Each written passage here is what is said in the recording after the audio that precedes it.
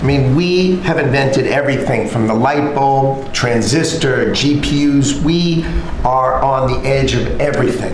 And we need to keep being on the edge, and the people at this table and this industry is why America's great. We need to build here. You know, for too many years, we innovated and we let everyone else build our stuff. And we just can't do it anymore. So with President Trump coming and winning the election on November 5th, we changed that, and now we're going to build it here. You've done everything you can, and you've heard trillions and trillions of dollars of technology build coming home to America to protect and defend us and use our innovations here. You're driving interest rates lower, and you're going to continue to drive them lower. That makes it cheaper. It makes it more exciting to build here. You're blowing out the regulatory deep state so that people can build here and do it fast. And the last thing is, because of our investment in energy, that drive down the cost of energy for all Americans, including the people who are building here. Drive down the cost of energy. It's great for America. Put all of that together, and you're going to see the greatest growth the United States of America has ever seen. You're going to see north of 4% next year, and then it's going to go up from there to 5s and 6s. This president's going to drive the greatest GDP growth, led by the tech sector coming home and driving growth. Well, thank you. You know, one of the things I'd like to say just before going over to Michael, and this Michael, and then we'll have this Michael, all right? But one of the things I'd like to say is, in the old days, when you announced really good results in this country, the stock market went up. And that's the way it should be. And we're going back to that. Because otherwise you can never really attain true greatness. In other words, GDP at 4. Oh, 4 is so high. Let's raise interest rates and kill it. And we're going to go back to the old days. When we announce great results, it doesn't mean we're going to raise interest rates and try and kill it. It means that instead of 4% GDP or 3%, which I said so wonderful, 3%, it should be able to be 20 or 25%. I don't know why it can't be. You shouldn't kill it.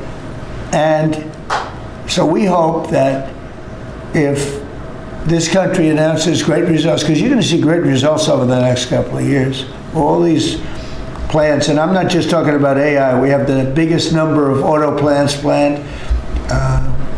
Toyota just announced $10 billion in plants built, various couple of locations, few locations in the country, just a little while ago.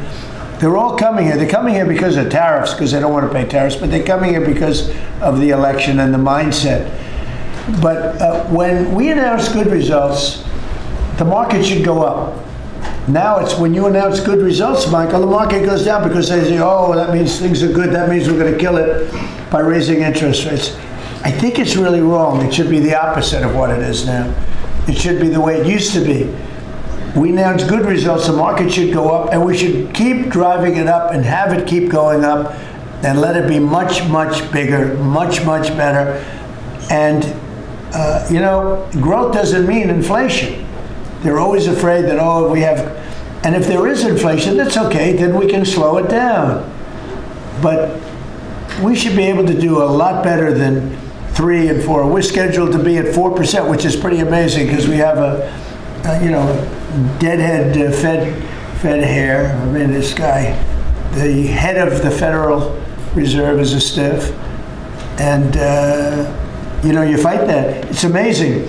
We fight that, and yet interest rates are going down, except with him, not too much. He did a rather, I would say, a rather small number that could have been doubled, at least doubled. And that's the other thing. I think the rates for the United States are always the lowest in the world, because without us, there is no world. Without this economy, there's no world. You know, you can go to some of these wonderful countries that you think are so great. Well, one of the reasons they're great is because we allowed them to get rich off of us.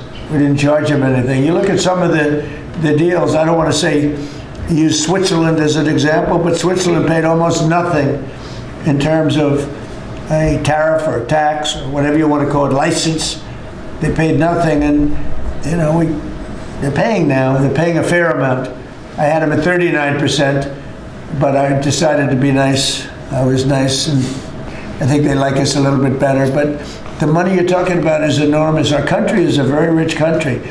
But if we do well, the market should go up and the value of our country should go up.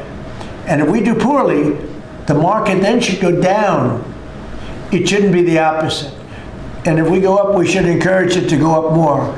And those numbers, when you say, 3% of GDP or 4% of GDP, they should be much higher. So, I wanted to say it, I do say it, I believe it, and we have to get a mindset that when a country's doing well, you don't want to kill the growth. That's what they're doing. They kill the growth.